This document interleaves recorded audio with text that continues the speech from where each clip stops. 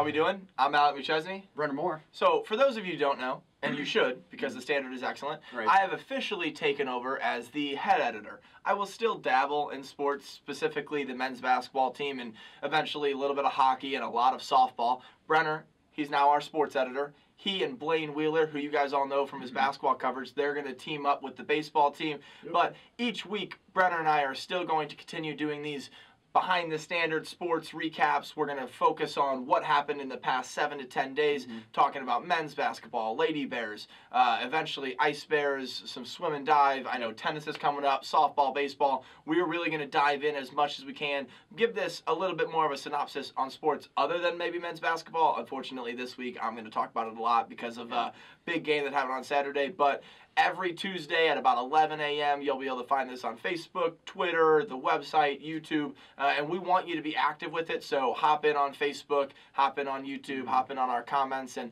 eventually, if you have a good enough comment, you can be mentioned on the show, and that should be What an honor, right? every person's goal. Seriously. Don't worry about anything else.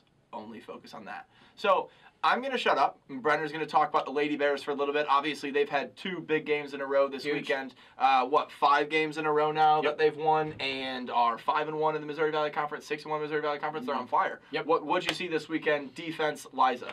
Liza's back. Right. Putting up 10, 12 points, anything that a normal contributor would be, but not Liza. Liza was kind of dormant. Right. Coach Harper didn't want to say that she was dormant. She didn't want to put pressure on her. She knew that she was just going through the ups and downs of basketball. Right. But she's back. 33 points. I was going to say 62 this weekend? Yeah. That's nuts. insane. What, Missouri Valley Conference Player of the Year? Yep. Right? They're not player. Well, she was preseason Player of the Year, but this week was Missouri Valley Conference Player of the Week. 62 points. What impressed me the most, though, wasn't just Liza. Obviously, she balled out, stud right now. The defense. Let's talk about that. Your headline this week is the crazy defense is just all over the place. So what's going on with that defense? What'd they do this weekend? I truly think that they're finally at the point that Coach Harper wanted them to be when she was talking to us in preseason. Right. She harped on the defense. They said they were trying something out new, trying to move to kind of a system that'll put them in a place to succeed, because she said that they can do it on offense. Right. No one really questioned that. Right. And the defense is finally up to speed. Against Valparaiso, nearly identical stats. Valparaiso had the upper end on some shooting percentages and points per game. If you read my preview, you saw that it was going to be a defensive battle, and boy, was it just that. Right.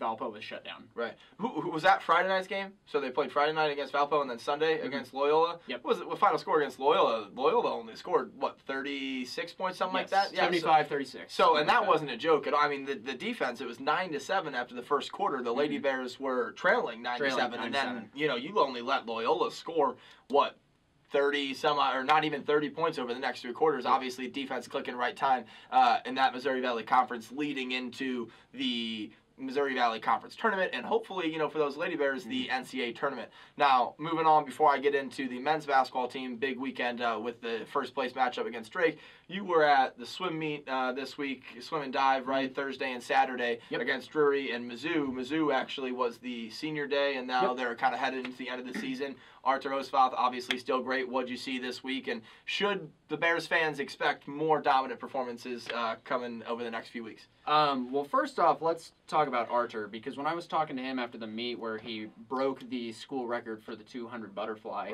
the first thing he told me when I asked him about it, he said, well, I usually don't race that. He said that's probably his weakest event. Right.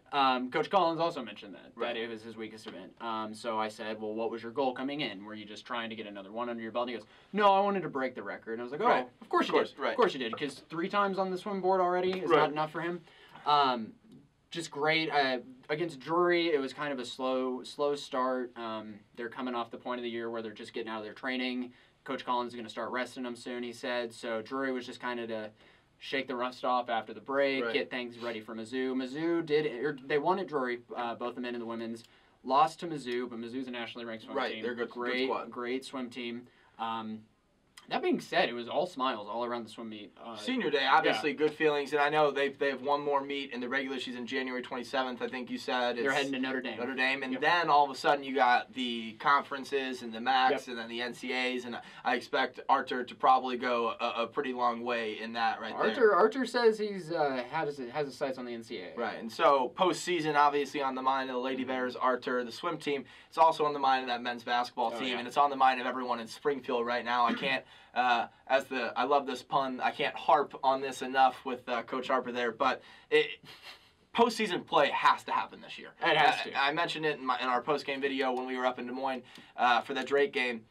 Coach Lusk, I think he's a great guy. I'm all in on Coach Lusk. I really have bought into the program that he's selling here with the defense and the good kids and just playing tough. But at the end of the day, they have to win enough games to be at a good seed for Arch Madness, and they have to win Arch Madness and play in that NCAA tournament in order for him to keep his job.